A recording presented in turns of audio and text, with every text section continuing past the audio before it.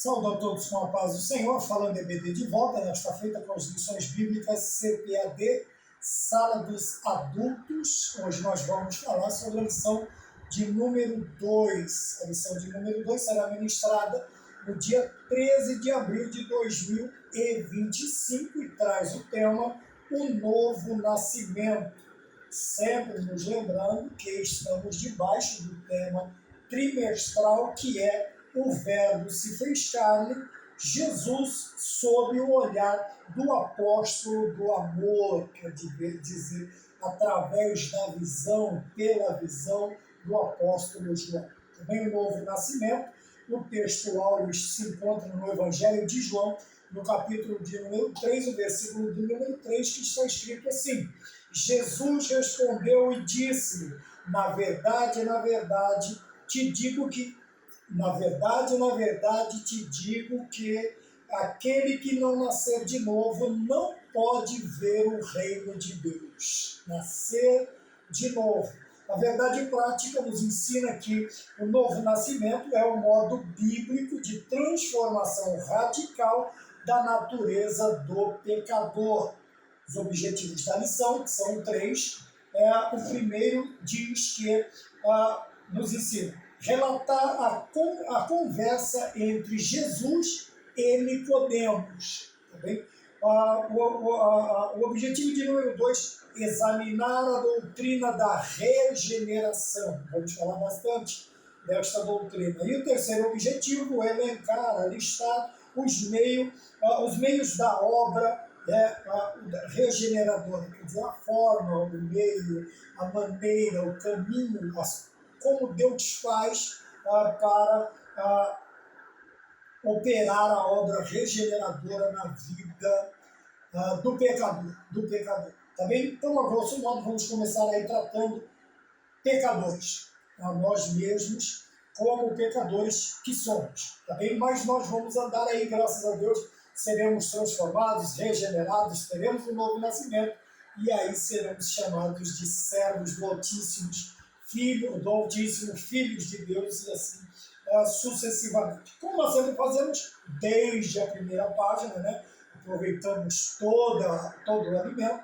Então, já no tema nós já temos o novo nascimento. Tá bem? Esta frase, ela confunde Nicodemos. Por que ela confunde Nicodemos? Apesar de ser um homem sábio, um mestre, um homem de alta consideração dentro do judaísmo e também no meio dos judeus, tá bem?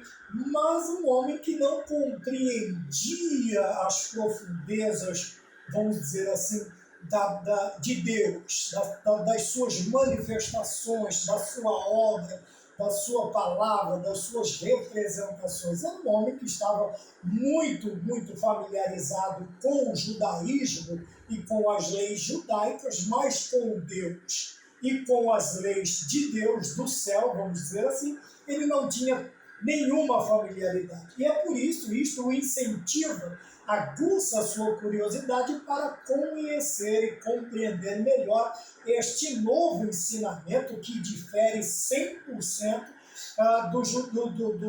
do ensinamento judaico, das leis judaicas, né, sejam elas civis, sejam elas religiosas, se bem que a religiosa ela vai trazer bastante lição, mas principalmente a lei civil, né, a lei que rege a vida, a política, a estrutura econômica de Israel. Uma lei completamente diferente.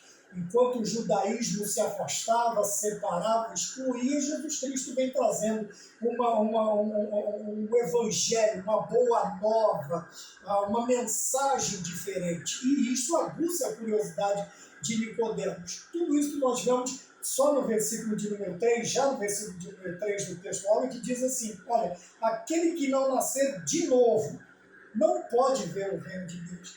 E notamos aqui que há um interesse genuíno na vida de Nicodemos em conhecer o reino de Deus, assim como nós vimos na vida do jovem rico e de tantos quantos que se aproximam do Senhor Jesus Cristo para inquiri-lo a respeito dessa doutrina nova, deste ensinamento diferente. Tá bom? Não é que ele é novo, é que o ensinamento de Deus foi sendo deturpado pelos homens obviamente, pelos judeus, pelo judaísmo. Não estou falando do povo judeu, mas dos religiosos judeus, dos partidos religiosos políticos judeus. Eles foram deturpando. O próprio Cristo diz assim que eles colocam pesos tão grandes na frente ou nas costas dos seus seguidores e eles mesmos não tocam com a ponta dos dedos. Então, prestem bem atenção. Outra feita, o Senhor Jesus Cristo diz, olha, prestem atenção no que eles ensinam, mas não façam o que eles fazem. O ensinamento em si, ele trazia uma determinada coerência, né? Um viver, mas o viver não era coerente. Tá? Como nós acabamos de gravar a respeito aqui da mordomia cristã, na lição de teologia dominical dos adultos, a lição de número 2 também. Então vejam bem, havia um interesse genuíno na vida deste homem de conhecer. E ele nota, não somente nas palavras do Senhor, mas nos atos poderosos, na conduta de Cristo, na sua forma de agir, a sua maneira de se conduzir, de se comportar, de tratar os outros. Nicodemos vai vendo toda esta diferença. Tá? E ele diz assim, ninguém pode fazer o que o Senhor, se Deus não for com ele. Ele está acostumado com grandes homens, grandes pensadores, grandes palestrantes, grandes ensinadores, grandes mestres, grandes rabinos, rabis, rabones, eu uso o termo que você achar melhor. Ele está acostumado a isto, mas havia uma diferença na forma de Cristo pregar, na maneira de Cristo se expressar, dele se conduzir. E ele notou dizendo assim, é a presença de Deus. Ninguém pode fazer isto se Deus não for com ele. Chama ele de bom, chama ele, considera ele um grande mestre também, mas ele vai conhecê-lo agora não só como um grande mestre, não como um portador de uma mensagem diferente, mas ele vai reconhecê-lo como Senhor de sua vida, como Salvador de sua vida, e a palavra, a sua mensagem como uma palavra vinda diretamente dos céus, porque ele é a encarnação. Jesus Cristo é a palavra, o verbo encarnado, o logos encarnado. Tá bem? Aí nós notamos todas estas particularidades, damos esta introdução para falar, para começarmos a meditar já na verdade na prática, que diz o que é o novo nascimento. Se não conter estes elementos, eu e você não nascemos de novo.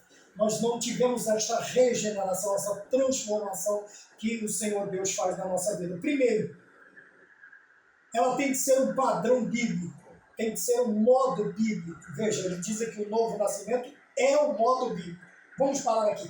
O que é o modo bíblico? É um padrão bíblico, é uma forma que nos uma direção, uma forma, um modo, uma conduta que nos é ensinada pelas Sagradas Escrituras. Quer dizer que, se eu pretendo viver em novidade de vida, esta novidade de vida, ela deve estar baseada nas doutrinas das Sagradas Escrituras. Não pode estar baseado em outro livro, em outra filosofia, em outro mestre, seja ele quem for, de qualquer filosofia, religião mundana, ou do mundo, ou de qualquer outra coisa. Tem que ser baseada nas Sagradas Escrituras, como Paulo disse, são divinamente inspiradas por Deus, quando ele vai ensinar a Timóteo. Deixa eu afastar isso aqui que está me incomodando. Tá bem? Então a primeira coisa que nós precisamos nos preocupar é o padrão que nós estamos seguindo. É bíblico? É vontade de homem? É costume? Se for, não é novidade de vida. Não estamos nascendo novamente. Por quê? O costume, por melhor que ele seja, ele não opera na alma e no espírito. Ele pode operar tão somente no externo, na nossa aparência, na nossa vestimenta, mas ele não vai operar onde deve começar a acontecer o novo nascimento, como nós veremos no decorrer da lição. Tão interessante que, primeiro, o padrão que eu vou usar, as fórmulas que eu vou seguir, o caminho que eu vou seguir, o caminho que eu vou seguir para atingir esse objetivo, que é o novo nascimento, tem que ser bíblico. Não pode ser extraído, exarado, ensinado de outro tipo de escritura. Não, de outro tipo de escritura. Tem que ser das Sagradas Escrituras. Segundo, ele fala que o novo nascimento ele é uma transformação radical. Tá? Quando nós falamos de radical, nós não estamos falando do sentido pejorativo que tem a palavra radical, fundamentalista, fundamental nos dias de hoje. Não é nada disso. Nós estamos falando de algo profundo. Por isso que eu disse que ela não pode ser externa, não pode começar de dentro para fora, ela tem que começar de fora para dentro, ela tem que começar de dentro para fora. Por quê? Eu vou usar a palavra radical aqui como algo profundo. Sabe, tem que ir lá nas entranhas, lá no recôndito mais escondido do coração, na recâmara lá mais escondida do coração, onde não chega a luz, onde não chega, tem que ser Deus, tem que ser o modo bíblico. Então nós falamos aqui de uma transformação radical, e essa transformação ela vai falar do quê? Essa transformação, essa mudança. Como muitos simbolizam assim, veja, existe, formado, depois o mundo e o pecado deforma e Jesus Cristo transforma, regenera. Então, veja bem, essa transformação como está aqui, essa transformação, nascemos, fomos formados. O mundo nos deformou, o pecado, tanto o pecado dos nossos pais original, quanto os nossos, ele nos deformou, o pecado nos corrompeu, nos deformou, destruiu, ele tirou a nossa semelhança, aquela semelhança que nós tínhamos no princípio de Deus na nossa vida. Então, isto tem que ser refeito, tem que ser regenerado, gerado novamente, tem que ser transformado novamente àquela formação original, aquela geração original, aquela geração de gestação, de processo de criação. Então, quando nós falamos aqui dessa radical, mas esse radical, por que eu disse que não pode ser de fora para dentro? Porque a própria lição nos ensina o quê? Da natureza do pecador, do ser, da essência. Então, essa transformação ela tem que vir de dentro, do ser, da essência. Tá? A natureza, espírito, alma e corpo tem que vir de dentro, essa transformação, e ela não pode ser parcial, como eu falei na lição aqui, como nos ensina a lição da Betel Dominical. Na sala dos adultos, se você quiser dar uma olhadinha, você vai ter um escopo maior de entendimento. Veja bem, ela tem que vir de dentro para fora. Ela tem que vir de dentro para fora, por quê? Porque de fora para dentro não vai ocasionar mudança. Veja, nós temos aí pessoas que você olha, você jura de pé juntos que é um cristão de verdade. Tem cara de crente, cabelo de crente, perfume de crente, roupa de crente, paletó, saia, vestido, tem tudo de crente. Tudo. Mas como que nós começamos a compreender que não há uma mudança radical, que não houve uma regeneração? Ao primeiro sinal de adversidade, se você der uma cutucada, meu amigo, com a onça, nessa onça, e se a vara for curta, ela vai te pegar. Sabe? Aí ele vai mostrar quem ele verdadeiramente é. Por quê? Porque não houve uma transformação, houve uma mudança na aparência, na apresentação, mas a mudança na natureza não aconteceu. Não aconteceu. Veja, Pedro, ele está 3 anos e meio com Cristo. Daqui a pouco ele saca da espada e corta a orelha de Malco. Fora. Jesus Cristo vai lá e diz: ei, Pedro, devagar. Não é assim. Tá? Mas quando você se converter, você confirma os teus irmãos. Olha que maravilha. Seria lá no Pentecoste, no derramamento. Agora Pedro é uma pessoa transformada. Tá? Paulo é transformado, a natureza de Paulo que batia agora apanha, que prendia agora é preso, que, sei lá, derrubava de cima do muro, agora tem que descer pelos muros dentro de cestos, e assim sucessivamente. Veja, a natureza, o interior, o homem interior tem que ser transformado, tem que ser mudado, tem que ser moldado à imagem de Cristo. Sabe? Aquela imagem do princípio, aquela semelhança, um imitador. Alguns têm o costume de dizer assim, ser pequenos cristos, porque somos imitadores de Cristo. Eu não sei se nós conseguimos chegar a esta definição tão radicalmente, mas aquela semelhança, nos tornarmos o mais parecido com Cristo possível.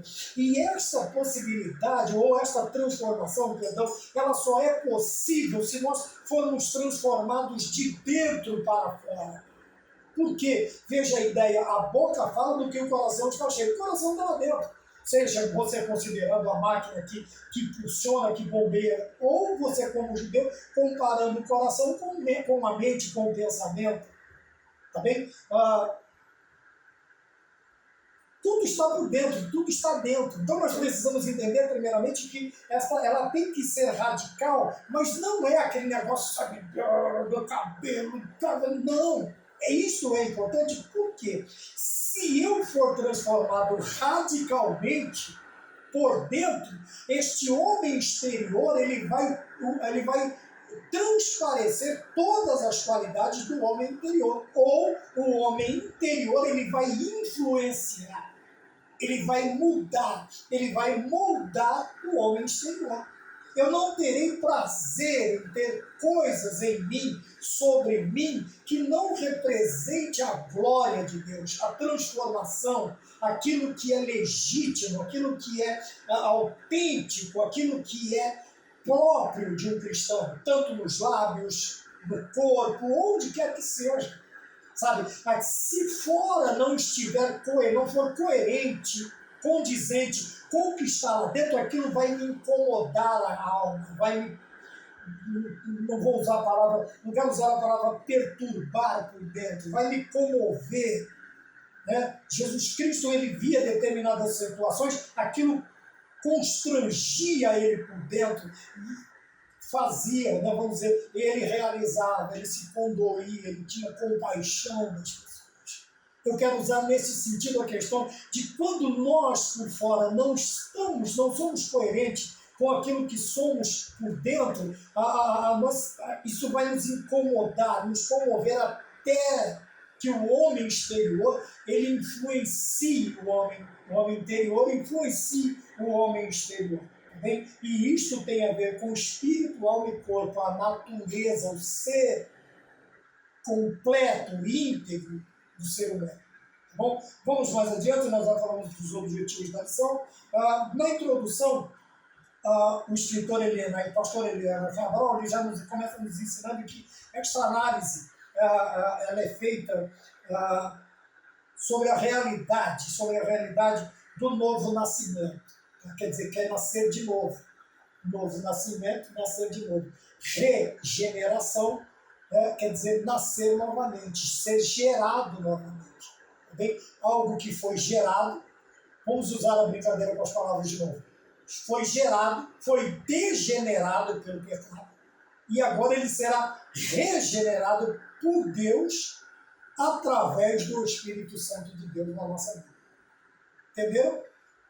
Foi gerado, foi degenerado e agora será regenerado. Aí nós vamos ver no decorrer da lição que esta operação é feita única e exclusivamente por Deus, nada nem ninguém pode fazer isso na nossa vida, através ou na atuação do Espírito Santo de Deus na nossa vida, por meio do Senhor Espírito Santo, a terceira pessoa da Trindade Santa, o Deus Espírito Santo. Bem? Então nós vamos vendo, acompanhando aqui, percebendo a regeneração. Quando nós falamos do novo nascimento, nós estamos falando de algo que é regenerado, né? Que agora ele vai chamar a atenção de quê? De que determinados defeitos, cacuetes, não no sentido ruim, que nós tínhamos antigamente, agora eles não farão mais parte. E isso será percebido tanto por dentro quanto por fora. Aqueles que nos acompanham vão dizer, mas você está diferente, você está mudado, você não... Não. As pessoas vão olhar e vão dizer assim, puxa, como você mudou da água para o vinho. Legal, houve regeneração. Mas, veja, se você for cutucado, qualquer coisa que acontecer, meu amigo, você mostrar os dentes, partir para cima, a natureza velha ainda está dominando. O velho Adão ainda está ali, né, 50-50, 50 ele tem que estar perto de zero, próximo de zero, tá bom? E o Espírito do Senhor moldando a nossa natureza aí é quase 100%, tá bem? É quase 100%, eu acho que o perfeito nós nunca seremos, tá bom? algumas coisas são para a gente descontrair e tal, e a gente vai porque é praticamente uma hora, não tem como. Nós vamos perceber a regeneração, estamos na introdução, como única, como eu já disse, essa operação somente Deus pode fazer, ninguém mais, nem homem, nem mulher. Nós vimos isso no tempo das trevas, no período das trevas, até surgir aí os reformadores e trazendo novamente as principais doutrinas. Falamos sobre os reformadores, sobre os pietistas, falamos sobre grandes movimentos até chegarmos no pentecostalismo e nós vemos aí a atuação maravilhosa. Mas somente Deus pode fazer. Se nós estamos confiando em homens, palavras de homens, pessoas ou família, que sejam familiar, nós não conseguiremos, não vamos obter essa regeneração, essa transformação, porque a lição nos diz aqui que esta ação única é uma ação única de Deus, como eu já disse. Não é que é a única coisa que Deus faz, é que somente Deus, unicamente Deus pode fazer ou operar em nós a obra da regeneração através da atuação maravilhosa, eu tenho que me acostumar com a distância, com a atuação maravilhosa do Espírito Santo de Deus na nossa vida, tá bem? E se não houver, irmãos, por fora nós podemos ter a aparência de um, sei lá, sultão, de um rei, de um monarca. Por fora vai ser igual Jesus Cristo disse, né? Grandes monumentos no cemitério, mas por dentro a gente sabe o que tem. E nós estamos muito preocupados, né? Existem pessoas, nós vemos debates longos aí na internet, eu não sei por que pastores já tarimbados ficam perdendo tempo, com pelo na cara, sem pelo na cara, com paletó, gravata vermelha, se pode ou não pode, com parracho no paletó, se não pode. Ora, meu irmão, se preocupe com o pecado que está graçando em muitos púlpitos, né? Muitos púlpitos, não vou falar da igreja, muitos púlpitos, mau exemplo, 2, 3 casamentos, né, já está indo para o quarto, já casa com essa intenção, né, se der certo bem, se não der. Isso nós estamos falando de homens que chegam lá em cima e se dizem e colocam-se como homens de Deus. E se mexer, está mexendo com a menina dos olhos de Deus, com o ungido de Deus. Parabéns. Continua assim. Né? Continua assim. Por fora filó, por dentro mulambo só. Quer dizer, não está havendo a regeneração da natureza. E nos bancos da igreja também da mesma maneira. Nós estamos preocupados, não estou dizendo que não é que não é roupa, não estou falando nada disso. Um crente regenerado, já disse, um crente regenerado, transformado, obviamente o homem exterior ele vai estar também regenerado, transformado, reluzente, espalhando a presença de Deus, tá? Mas isso não quer dizer também que você tenha que se endividar até o pescoço para satisfazer vontade de homens, tá bom? Então veja, o Espírito Santo é quem vai fazer. Então não adianta o homem ficar te forçando. Não pode isso, não pode aquilo, não quero que você faça isso. Tira da comunhão, joga fora da igreja, manda para o raio que o parta, oferece a porta da igreja. Ora, que descorteios, que falta de consideração. Ficar dizendo que a porta da igreja é serventia da casa. Que coisa mais desnecessária, que coisa mais... Isso não tem nada a ver com alguém regenerado, transformado, sabe? Isso é só Adão mesmo falando, tentando se impor. Deixe que o Espírito Santo convença o crente do pecado, do juízo e da justiça. Faça a tua parte, pregue a palavra, instrua, ensina. E deixe que o Espírito Santo faça a obra da transformação, da regeneração. Você não pode fazer isso. Tá bom? O escritor fala da importância da extraordinária obra na vida do pecador e os meios que Deus disponibiliza para que possamos vivenciar a experiência da regeneração. Então é este o caminho, será este aí o nosso norte até o final da lição. Tá bem? Tópico de número 1, Jesus e Nicodemos. Todos nós conhecemos a história no capítulo 3 do Evangelho de João. Eu já dei uma palhinha de quem é Nicodemos, o que faz com que ele vá falar com Jesus Cristo, ainda que seja à noite, né? Ele está ali escondido debaixo da escuridão da noite. Alguns podem falar que ele está com medo dos judeus, outros podem falar. A Bíblia não disse nada sobre isso. Diz que ele foi ter com Jesus à noite, e é o que nós vamos dizer. E ele foi lá. E ele está interessado, eu já disse que há um interesse nele, de querer conhecer. Mas ele não está pronto para a resposta. Por quê? Porque a sua mentalidade, a sua natureza ainda é terrena.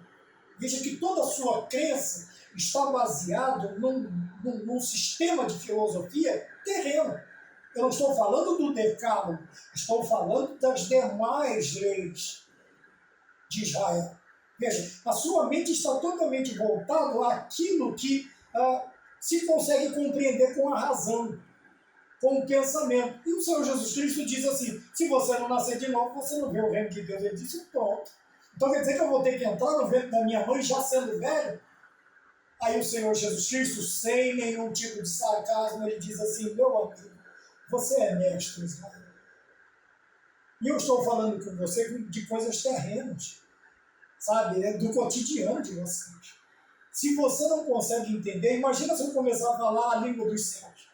Quer dizer, das coisas dos céus, daquilo que é referente ao céu. Aí é que você vai se perder mesmo. Mas o Senhor Jesus Cristo vai explicar para ele e para nós, através do comentário do pastor Eliel Cabral, o que é este nascer de novo. Né? Então nós temos aí o contexto, né? Porque Nicodemos vem, quem era Nicodemos, qual o seu interesse, o que chama a atenção. E nós vemos que uma outra coisa, já falei das qualidades dele, está aqui, né, um sábio judeu, um grande prestígio ele tem no meio dos judeus e do judaísmo, né, é um mestre, porém, como eu disse, ele está ligado a coisas, ainda que referente ao povo de Deus, mas algo que pode ser explicado pela razão, pela ciência ou pelo costume, por suas tradições. Tá bem? E muitas vezes nós como cristãos nos dias de hoje, nós ficamos atrelados aí a tradições, né? Nossos costumes, nossas tradições, aquilo que nós conseguimos explicar segundo os nossos costumes. E explicar Jesus tem que ser explicado pelos costumes de Jesus, quer dizer, pelo costume do céu, tá? Pela língua, pelo idioma, pela cultura celestial. Tá bem? Então nós vemos aí um judeu quase que perfeito, né? Mesma coisa quando ele olha para o discípulo e diz aí, tem aí um judeu em quem não há dolo, em quem não tem falha, em quem não tem um judeu autêntico, né? Então nós vemos aqui Nicodemos, ele vai procurar à noite, como eu já disse, e questionar. E como já disse também, esse está na lição, este questionamento não vem como uma forma de reprimenda, como os outros faziam. Mandava ele parar de ensinar, até os próprios discípulos. Pedro chega em Jesus Cristo e diz, oxe, que discurso duro, essa pregação, o senhor quase fechou o céu, foi metade da igreja embora. Ele falou assim, você não quer ir com eles? Pega os outros 11 aí e vai junto. Ele disse, não dá, não tem como, aí não tem nem, né? Só o Senhor tem palavra de vida. Então veja, a questão do questionar de Nicodemos aqui não é interrogá-lo na questão de ser, eu até vou usar uma palavra que está aqui, na lição, né? Hostil, uma forma hostil, sabe, rude, agressiva. Ele não chega em Jesus Cristo dessa maneira. Ele chega humilde, ele chega, sabe, servil, uma situação, uma posição servil. Ele quer aprender. O questionamento dele aqui é de um filho que quer aprender com o pai, de um aluno que quer aprender com o seu mestre. Sabe, de alguém que se reduz, ainda que tenha título de mestre, mas ele se reduz, ele se coloca na situação de um aprendiz, de um mestre, e diz, me ensina, eu preciso aprender esta mensagem, eu preciso aprender este evangelho, eu preciso aprender esta boa nova que o Senhor está trazendo. E muitas vezes nós nem título temos e não conseguimos a humildade de Nicodemos de nos colocarmos diante de Deus, do Senhor Jesus Cristo, para aprender com Ele. Tá bem? Então nós vemos 12.2, o reconhecimento de Nicodemos sobre Jesus como mestre. É o que eu estou dizendo. Veja que a situação é tão maravilhosa, o impacto é tão poderoso na vida de Nicodemos, ainda que talvez ele não tenha visto muitas coisas, mas ele ouviu muitas coisas, ele ficou sabendo. Veja, este impacto, esta boa nova que chega, faz Nicodemos sair à noite, tá? Enfrentar até uma situação, vamos colocar então, enfrentar uma situação que pode se complicar se outro judeu ou outro fariseu visse. Tá? Esse impacto que faz um homem, um cobrador de impostos, um homem chamado Zaqueu, subir numa árvore. Talvez Zaqueu não estava próximo dos atos poderosos de Cristo, mas ele ouviu falar. Ele falou, ele vai passar aqui, mas ele era pequenininho, ele sobe numa árvore. Esse impacto faz um cego começar a gritar desesperadamente: Jesus Cristo, filho de Davi, tem compaixão de mim. Veja que impacto maravilhoso. E este impacto faz com que as pessoas olhem para Jesus Cristo e digam assim: Rei meu e Senhor meu. Caído no chão, cego, rosto no pó, ele diz: quem és, Senhor? Paulo, agora Saulo, o grande centurião, 100 homens debaixo de sua autoridade, mas quando ele ouve essa voz, sem vê-lo, porque estava cego, mas ouve a sua voz, ele diz: quem és, Senhor? Veja, o reconhecimento, não só de Nicodemos, eu falei de mais alguns, poderia falar de muitos que foram impactados pela mensagem poderosa. Veja, Nicodemos percebe a autoridade que o Pai concedeu a Jesus, chamando de rabi, de mestre. Por que ele reconhece Jesus como mestre? Porque agora ele está numa situação de aprendiz, de aluno, de nécio. Agora ele se coloca ali, se esvazia de tudo que ele sabe, para ser cheio de tudo o que Cristo sabe. E nós precisamos, para ser cheios, precisamos nos esvaziar das nossas razões, das nossas ideias, dos nossos porquês, de tudo que nós temos que nos enche. Tá bem? Então nós estamos falando, veja, já falei que não havia hostilidade, eu estou falando do reconhecimento. E este reconhecimento ele vem através do quê? Eu já falei também dos atos poderosos, dos milagres. Jesus começa transformando água em vinho, e isto foi longe, sabe? Como diz a Bíblia, a honra, ela precede o nome, ela chega primeiro. A fama, ela chega primeiro que o nome. Então, antes de Jesus andar em determinadas ruas de Jerusalém, a sua fama já tinha chegado. Não é este o filho do carpinteiro? Não é este? Ei, ele é pecador. Ele falou: se ele é pecador, eu não sei. Eu sei que quem te curou falou: não sei, eu não sei nem o nome dele. Ah, mas ele é um pecador. Ele falou: se ele é pecador, eu não sei que ele me curou. Então veja, o ato de Jesus, os milagres de Jesus, eles precediam a sua presença.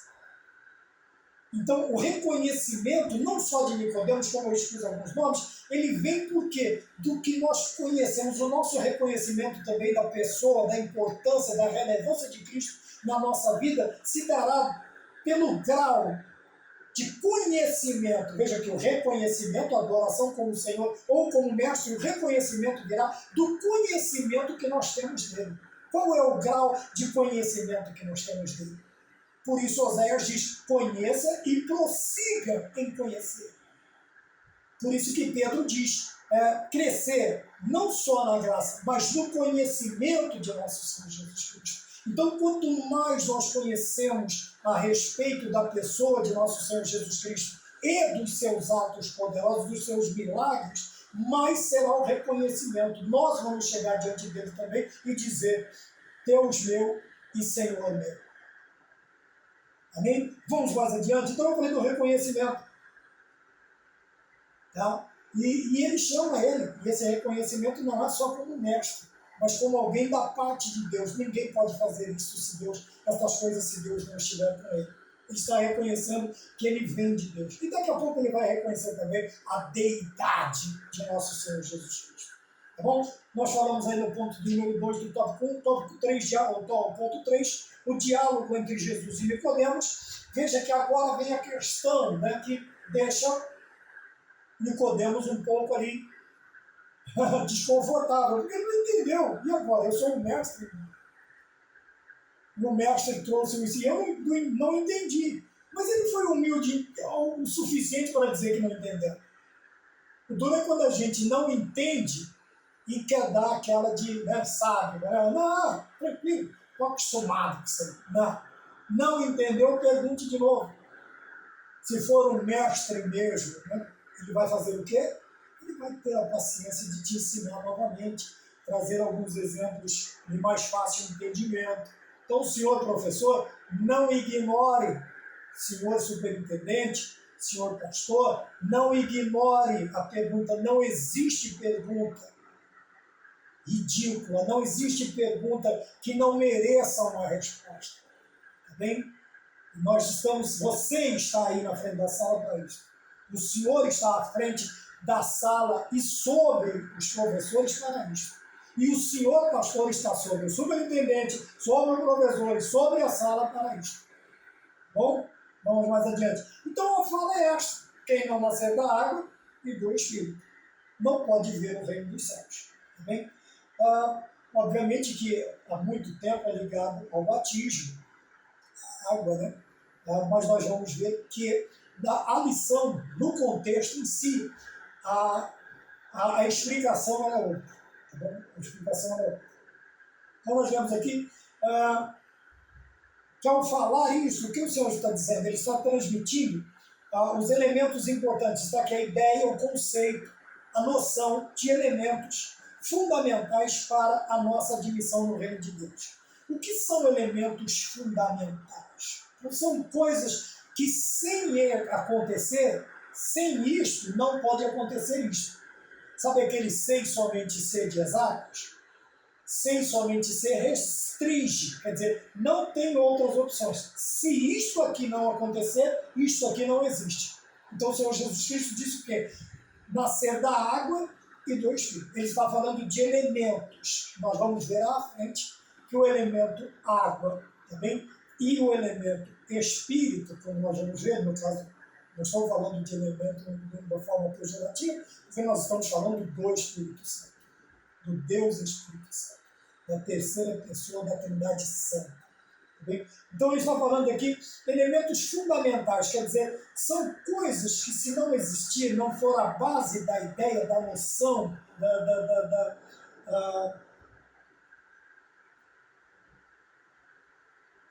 do que se está expressando, do que se está querendo ensinar, transmitir, este ensinamento, o entendimento não será completo. Então veja, e o último parágrafo diz assim, que a referência à água e ao Espírito recorda-nos a mensagem de João Batista sobre o arrependimento dos pecados. Veja, agora nós estamos falando de outro João, lá no princípio. Tá? Jesus Cristo ainda vai aparecer também. Já nasceu também, mas ele ainda não apareceu. Porque ele vai aparecer lá no Jordão e ele vai dizer: eis aí o Cordeiro de Deus que tira o pecado do mundo. Né? Não apareceu no cenário ainda, mas já está lá. Recorda-nos a mensagem de João Batista sobre o arrependimento de pecados e uma nova forma de viver. Veja que todo ensinamento, toda doutrina que nós aprendemos, ela traz a ideia, a noção de uma forma de viver nova, diferente, mudada, transformada, regenerada. É uma nova vida, totalmente diferente, sabe? A tal ponto de a única coisa que continue seja a nossa aparência. Tem pessoa que vai dizer assim: eu estou olhando para você, mas não estou vendo você, porque eu nunca te conheci desse jeito. A pessoa vai chegar no ponto de ficar parada, tá bem? Então nós vamos ver qual é esta noção do nascer da água e do Espírito, tá bem? Nós vamos ver essa noção. A tal ponto, e essa aparência nossa ainda vai dizer assim: puxa, você está bonito, está mais novo, está até brilhando. É a glória de Deus, é a graça de Deus, é a presença de Deus, é a regeneração, é a transformação. Nasci de novo. Estou quase igual com uma pele de bebê. Né? Veja bem, de um novo nascido, de um recém-nascido, no caso. Maravilha? Então nós vemos o reconhecimento e vimos o diálogo. Então o Senhor expõe agora uma ideia que Nicodemos não conhece, que ele vai passar a entender a partir do ponto de número 12, e nós também, no novo nascimento. A oração, o novo nascimento, 2 pontos, a obra de regeneração. Não ele usa de regenerar. É uma obra que regenera, que gera novamente. Então, vamos lá. A regeneração é um conceito utilizado na teologia, especialmente na soteriologia. Sotério tem a ver com salvação. Então, soteriologia, tratado sobre a obra da salvação. Tanto é que quem nasce em Salvador, na Bahia, ele é soteropolitano. Tá bom? Sotério, veja, tá vendo? Soteriologia. E é usada na doutrina, dentro da doutrina sistemática, da teologia sistemática, a doutrina da salvação, também soteriologia. Então é um termo, é um conceito, é uma ideia, é uma noção que está inserida dentro da teologia, especialmente na soteriologia. E a carta magna é outra coisa, magna da soteriologia, qual é? A carta que Paulo escreve aos Romanos, tá bom? É dito por muitos, talvez você possa me considerar, mas quando lemos a carta aos Romanos, nós vamos ver que toda ela está envolta na soteriologia, transmitir a obra salvífica, o plano de salvação de Deus do primeiro capítulo ao último da carta que Paulo escreve aos Romanos. Tá bem?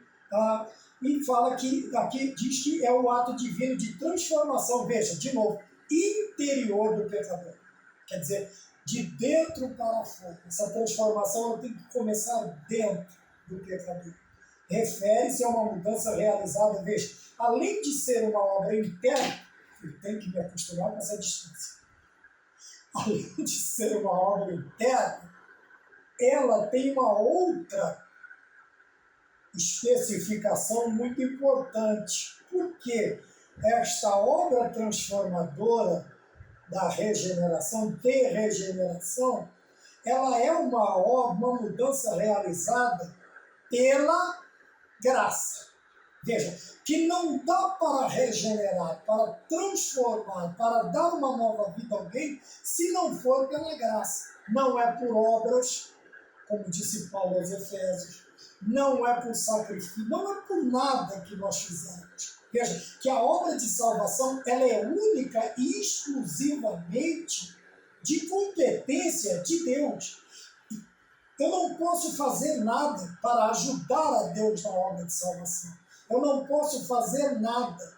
Tá? A minha justiça é trapo de imundícia, não existe um bem algum em mim, tanto é que quando o Senhor procura um sacrifício, um substituto para o pecador, ele diz que olha para e não vê um justo sequer, quer dizer, não há justiça, não há bondade, não há nada na minha vida que coopere para a minha salvação. Isso é uma obra exclusiva da graça de Deus, quer dizer, do favor imerecido. Né? Então, na graça, eu recebo o que eu não mereço. Na misericórdia, eu não mereço o que recebo. Eu não mereço o que recebo. Na misericórdia. O que eu deveria receber? O salário do pecado é a morte. Aí entra a graça. Mas o dom gracioso de Deus é a vida eterna em Cristo Jesus. Então, na graça, por ser favor imerecido, eu recebo o que não mereço. E no caso aqui, é esta obra transformadora, regeneradora, não pode vir de obras.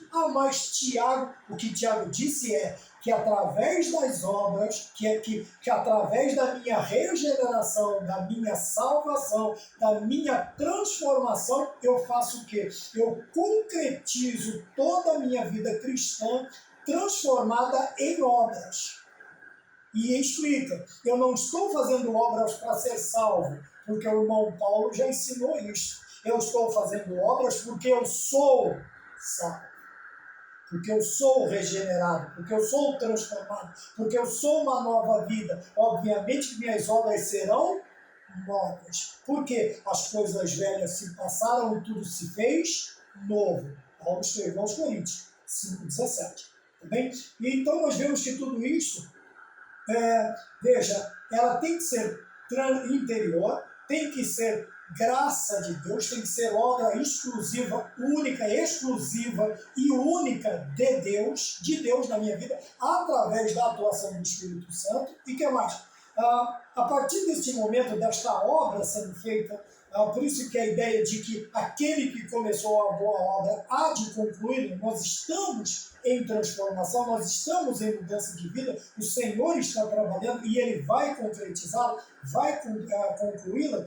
Veja, essa nova natureza, agora purificada e espiritualmente restaurada. O que acontece? O pecador caído passa a ter agora esta nova natureza, lá falando da essência, do ser, lá do âmago, de dentro para fora, né?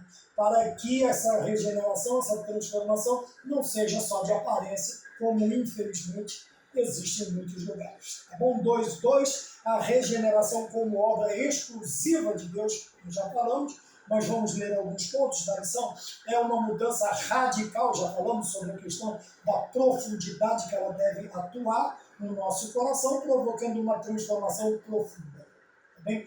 2, o pecador reconhece os seus erros. Isso é importante.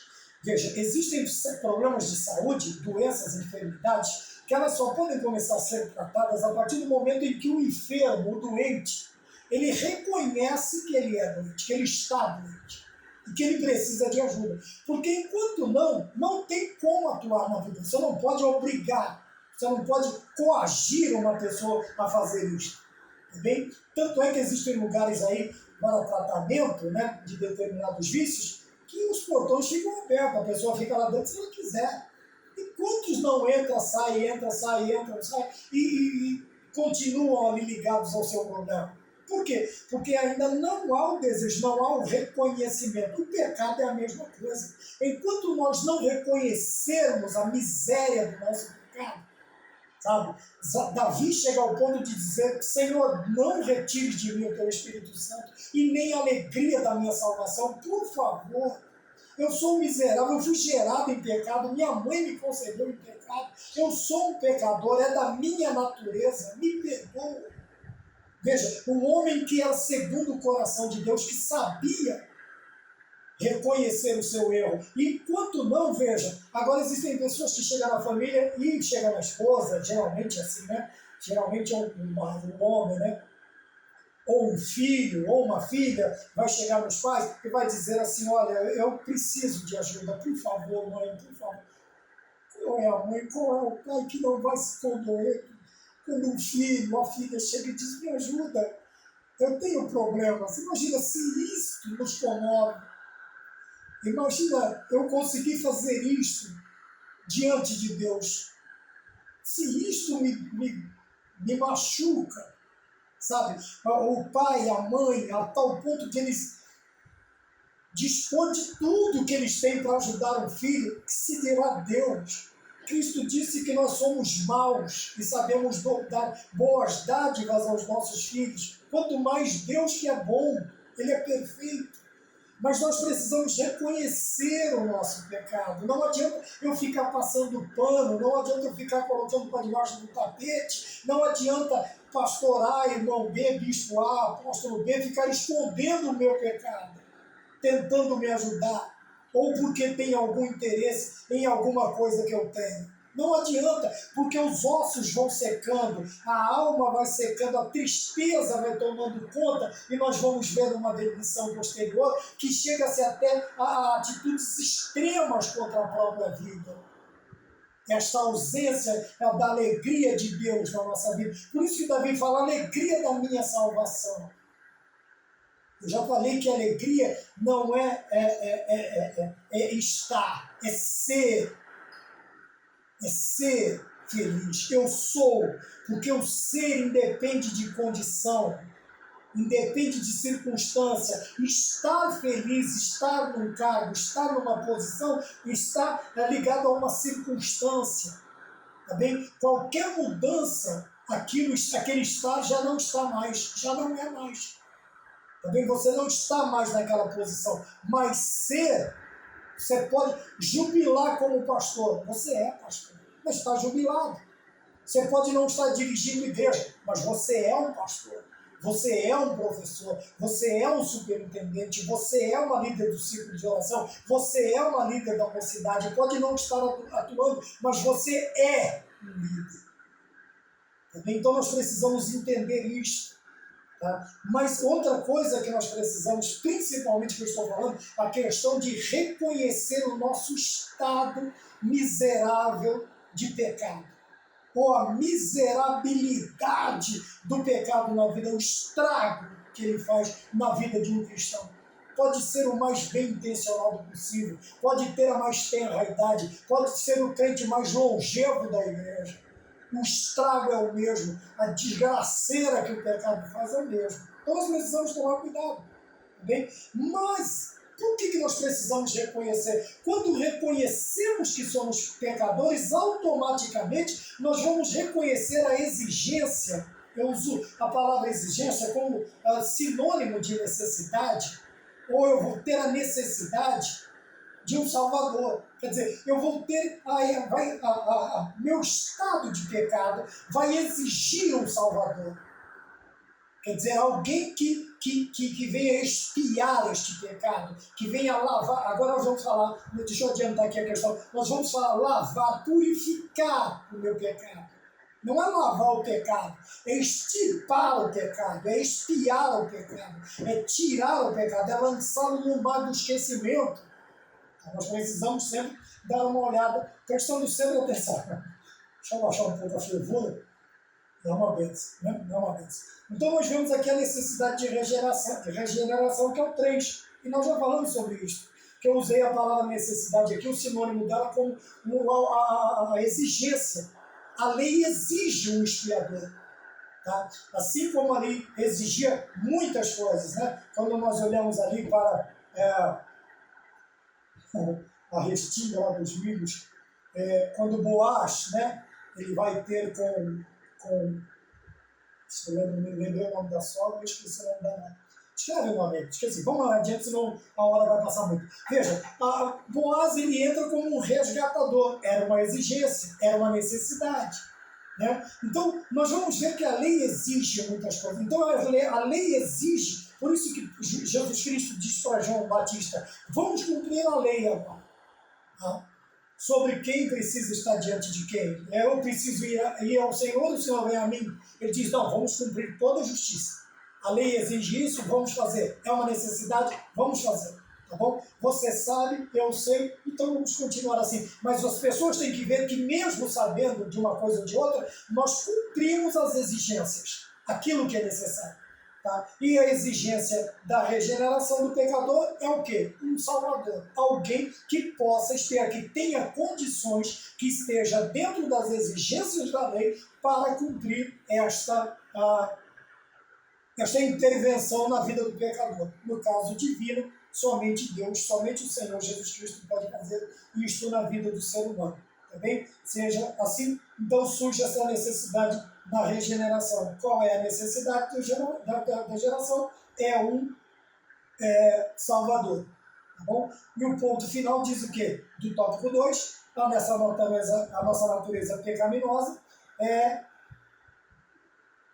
portanto, devido à nossa natureza pecaminosa e ao que o Senhor Jesus realizou na cruz, a ação regeneradora do Espírito Santo é essencial para todos os seres humanos. Também essencial para todos. Por quê? Todos pecaram e destituídos estão da glória de Deus. Excetuando Jesus Cristo, que pisou fisicamente, o verbo se fez carne, excetuando ele, que não tem pecado, os outros todos precisam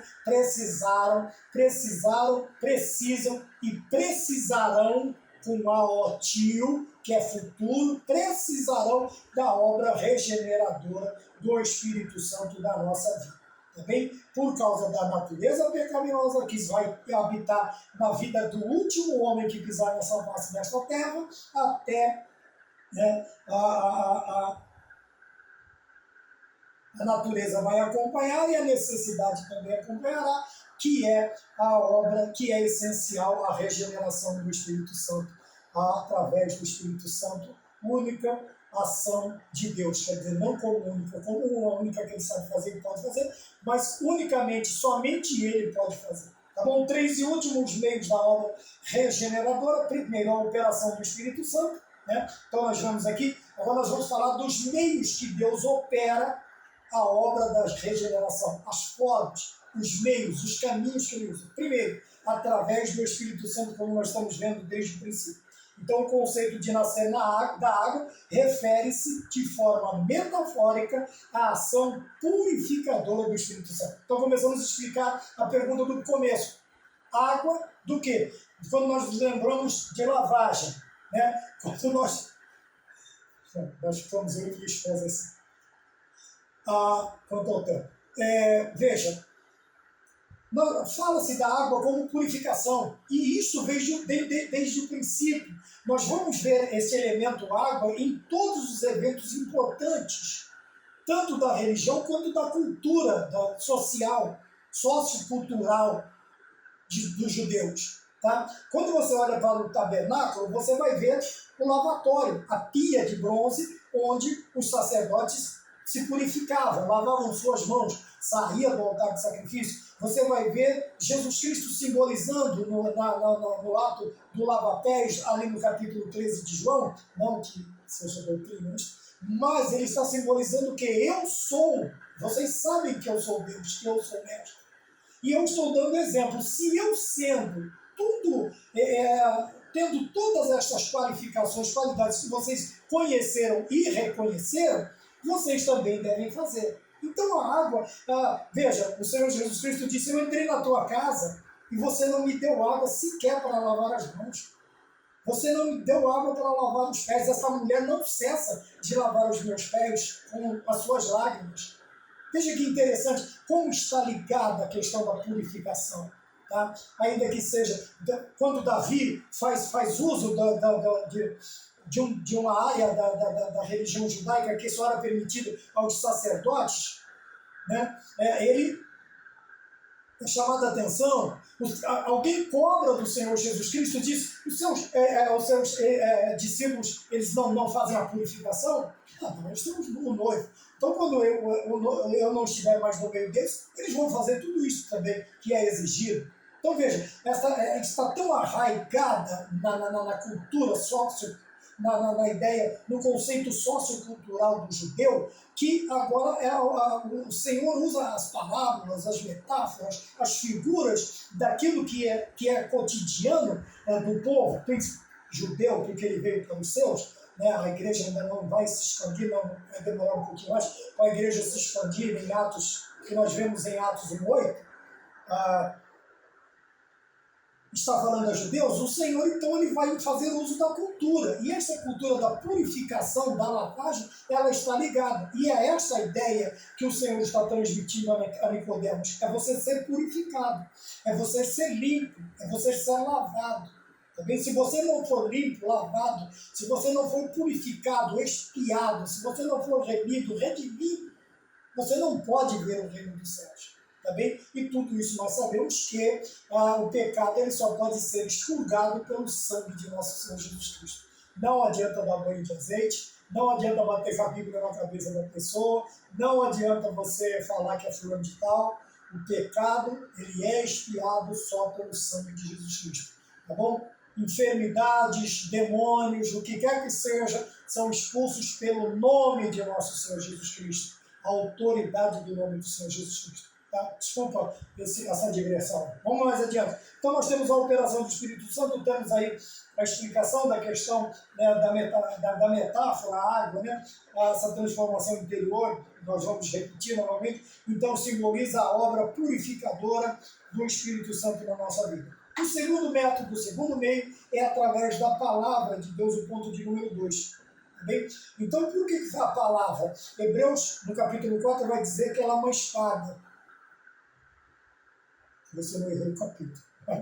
Ela é uma espada de 2 gumes e ela penetra, quer dizer, ela alcança, a palavra alcança, veja, as profundezas mais escuras. Eu disse isso, se eu não me engano, eu já disse isso no início, o mais escuro do coração do homem, o mais profundo da alma do homem. Somente a palavra de Deus pode. Acabou meu tempo. Somente a palavra de Deus pode fazer isso. Somente a palavra de Deus pode fazer isso. Então nós precisamos tomar cuidado, tá? Porque não existe outra forma. Então, primeiro método, o Espírito Santo, através do Espírito Santo, da obra do Espírito Santo. Segundo, através da palavra. É por isso que a palavra tem que ser pregada com verdade. Nada de ficar amaciando egos, nada de ficar floreando, nada de ficar inventando, mentindo. Tem muito pregador que mente. Por quê? A hora que ele fala lá, o ventilador traz de volta na cara dele. Então, tomemos cuidado, temos que tomar cuidado. Tá bem? Temos que tomar cuidado, temos que nos preocupar. Então, a segunda forma, o segundo método, o segundo meio que tem aqui na lição do Senhor operar, vamos voltar aqui, da obra regeneradora. Então, o primeiro meio é através do Espírito Santo. Segundo, através da palavra de Deus. Por quê? Ela alcança o mais profundo do pecador. Tá? Coisas bonitas, enfeites, pode mexer com o nosso sentimento. Mas a palavra, ela mexe com a alma, com o espírito, vai na natureza, no ser, no âmago, no mais profundo, no mais obscuro do coração. E nós sabemos que o coração do homem, ele é enganoso. Tá bem?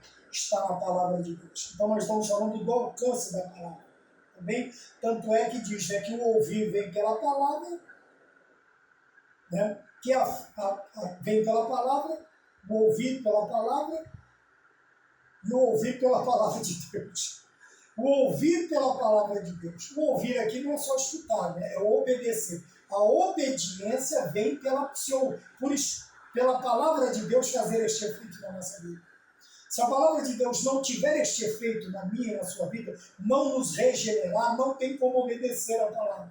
Por quê? Obedecer a palavra de Deus é se humilhar a tal ponto de fazer o que o outro quer e deixar de fazer o que você quer. E é aí que está o conceito. Tá bom? Então é isso. Eu esqueci agora. A gente usa muito em evangelização e missão. Como ouvirão se não tem quem entregue? Como pregarão se não forem enviados?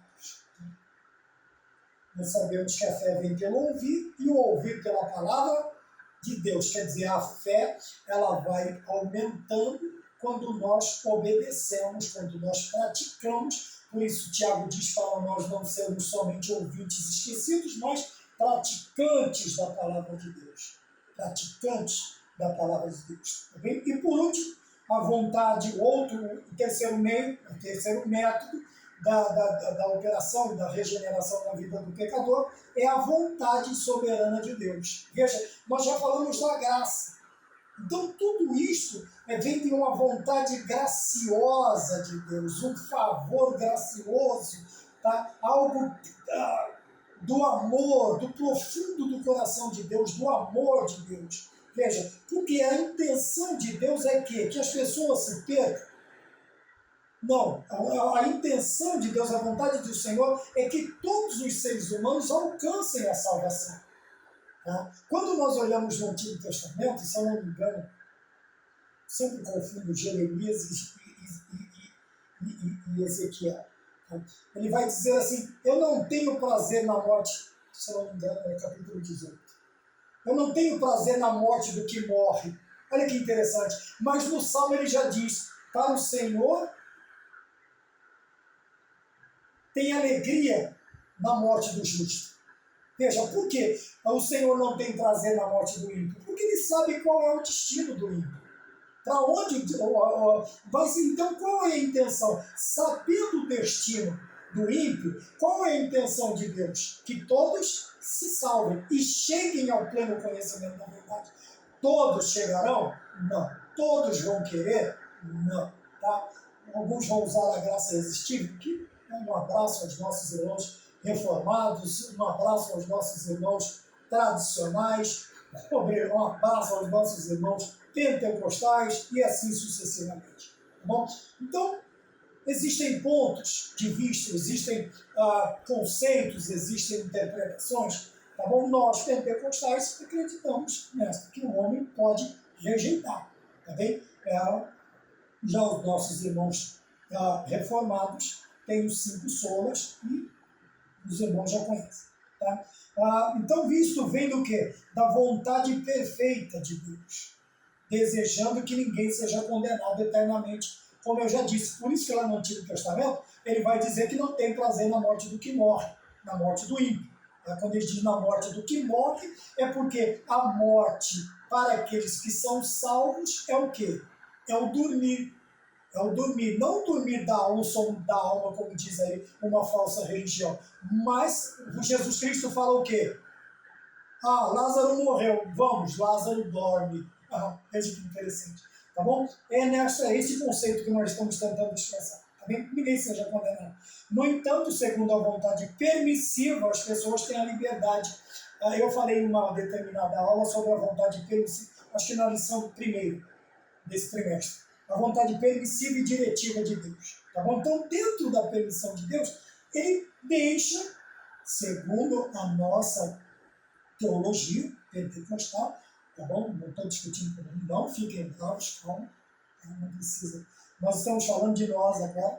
Então, a vontade permissiva, as pessoas têm liberdade de fazer a sua escolha. Porém, contudo, entretanto, nós precisamos concluir com isso. Toda ação tem uma reação. Eu falei também numa aula sobre isso. Terceira lei de Newton. Tá bom? De igual intensidade, mas de sentido oposto. Tá bem? Quer dizer que se eu lançar uma bola de borracha na parede, ela vai voltar para mim. Com a mesma intensidade que eu mandar. Mas se eu mandar a bola para um rebatedor, se não tirar a cara da frente, é perigoso. Ela vai voltar com uma velocidade diferente. Outra lei. Tá? E também não faz parte dele. Só para a gente terminar com isso. Logo, se é a consequência das minhas escolhas, eu não posso escapar da minha colheita. Você tem o direito de escolher? Escolha bem. 30:19 de Deuteronômio, o que Moisés diz? Tomo os céus e a terra como testemunho contra vós, que coloquei diante de vocês a vida e a morte, a bênção e a maldição. Escolha, pois, a vida, para que te vá bem tu e a tua descendência. Veja que interessante, Deus ainda dá a dica, tá? Tem vida e morte, bênção e maldição. Escolhe a vida, escolhe a bênção. Para que te vá bem, bênção, bem, para que te vá bem, tu e a tua descendência. Tá bom? Então, que Deus nos abençoe. Espero ter chegado a bom termo, não ter usado muito tempo. Falamos sobre o novo nascimento, a lição do número 2. Abrimos uma porta das várias portas que existe neste corredor, chamado soteriologia, que está dentro da doutrina, tá? A regeneração está dentro da doutrina da salvação. Que Deus nos abençoe, fiquem todos com a paz do Senhor e até a próxima aula, se o Senhor nos permitir. Amém.